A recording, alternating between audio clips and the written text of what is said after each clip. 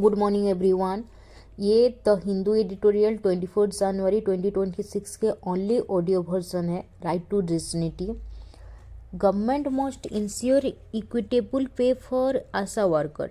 The ongoing protest by ASA and Anganwadi worker in West Bengal demanding their wages be increased to 15,000 a month is a sore reminder of efforts to deny them permanent employee status despite their centrality to many national and state welfare schemes. The Indira Gandhi government denied the first of many of these workers worker status under the Integrated Child Development Scheme ICDS, laying a foundation that India has continued to build on to bypass labor law. As the workload increased, the formation of a national union followed in 1989.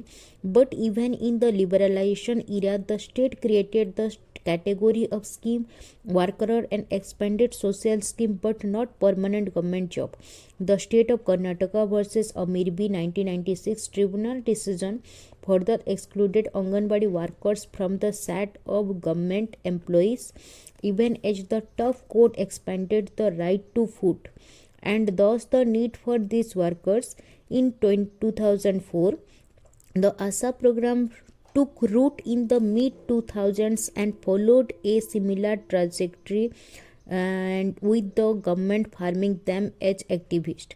Worse, in the 2010s, when the government employers and worker union recommended job regularization, minimum wages and pension and gratuity for ASA worker at the 45th Labour Conference.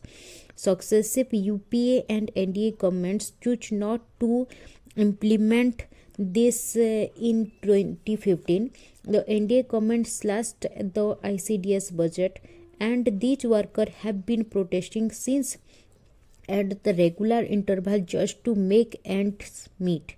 The center also froze its contribution to this worker pay in 2018, in effect leaving ASA and Anganwadi personnel to absorb fiscal shock, together with the lack of guarantee to better working conditions for gig workers in the new labor code.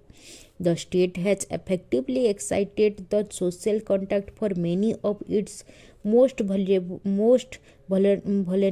laborers in favor of promoting business metric and more fiscal headroom at the center.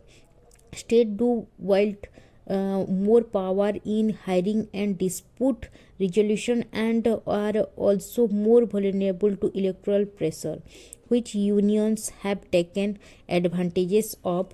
But there is also considerable disparity between state, as central honoraria stagnated. States were complete to top up payment from their own budget. Predictably, whether state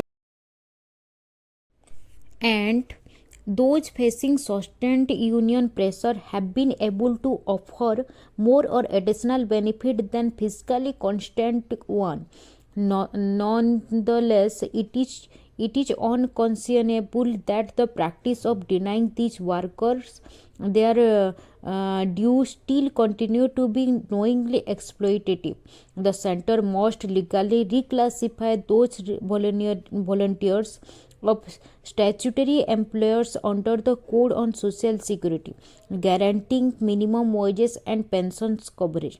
The center and state must also bridge fiscal gap to ensure equitable pay across region. Only by institutionalizing these protection can India grant these essential workers their rightful dignity. Thank you so much.